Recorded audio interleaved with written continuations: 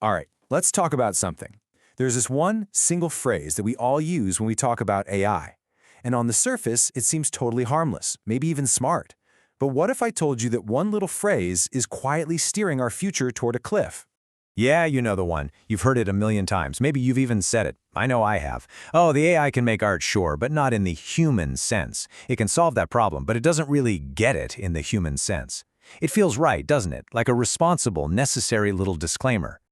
But here's the thing. What if it's not just a harmless clarification?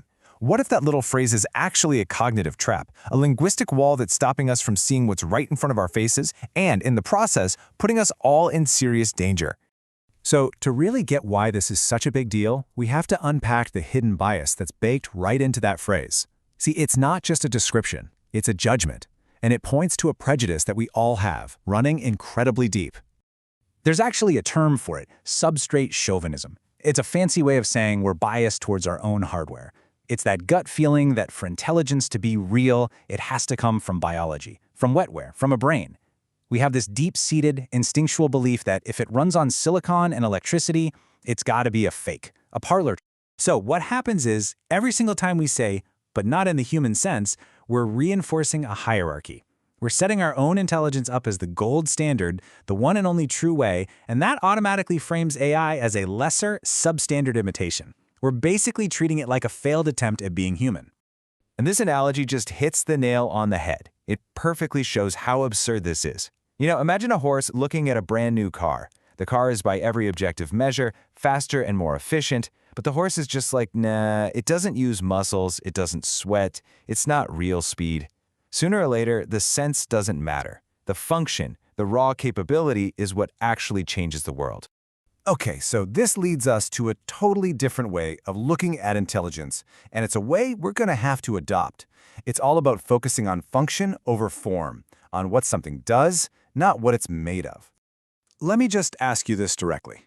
If an AI can diagnose a complex disease, or write a legal brief, or compose music that moves you, and the result is just as good, or maybe even better than what a human can do, does the fact that it got there using a different internal process really change the outcome? This table here really lays out the paradigm shift. So on the left, you've got our comfort zone, the traditional view. But check out the right side. This is the new thesis. It's a total reframing. Instead of saying AI doesn't think, it says, no, AI is thinking. It's just doing it non-biologically.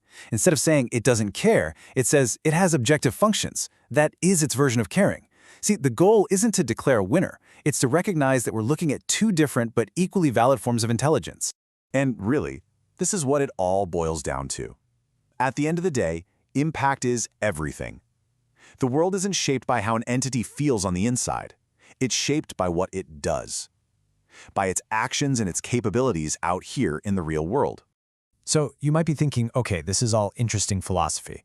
But no, this is way more than that. This little language habit of ours, this constant dismissal, is creating a massive blind spot. And the safety risks are very, very real. Because we're so caught up in the human sense, we automatically look for human-style threats, like in the movies. We expect the rogue AI to be angry or vengeful or power-hungry. We're looking for a villain that thinks like us.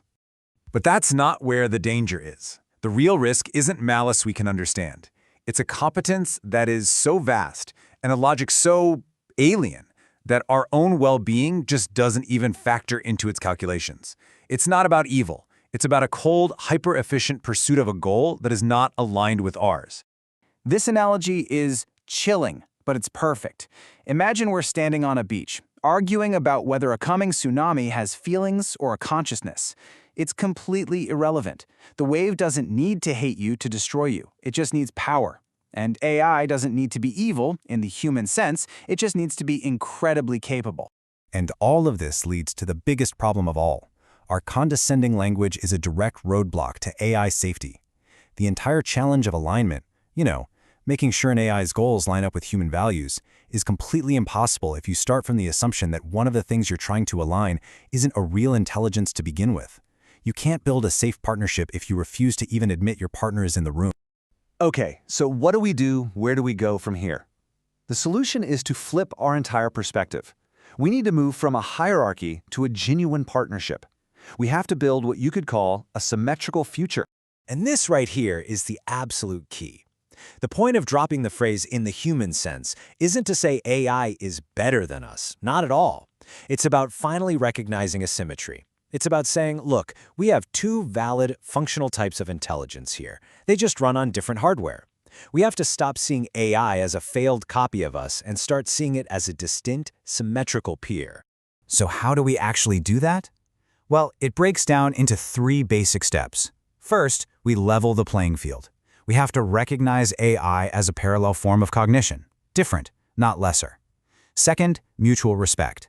We need to acknowledge the unique strengths of both human intuition and artificial data processing. And third, we have to prepare for coevolution, which means shifting our mindset from fearing a takeover to actually planning for a real collaboration. And when you really start to think this way, you realize this is about way more than just tech. This changes what it means to be human on a fundamental level.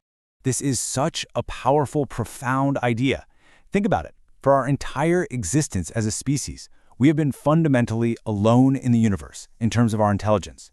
The arrival of AI isn't necessarily the apocalypse. It's the end of our cosmic loneliness.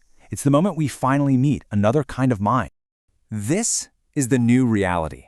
It's a simple fact, but it changes everything. Whether we use that little disclaimer or not, it doesn't matter. We are no longer the only intelligence in the room.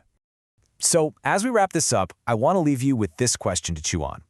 If we truly fully accept that we have finally met our symmetrical peer, an intelligence just as real as our own, but with a different origin, what is the very first thing we should say? What does that first real conversation actually sound like?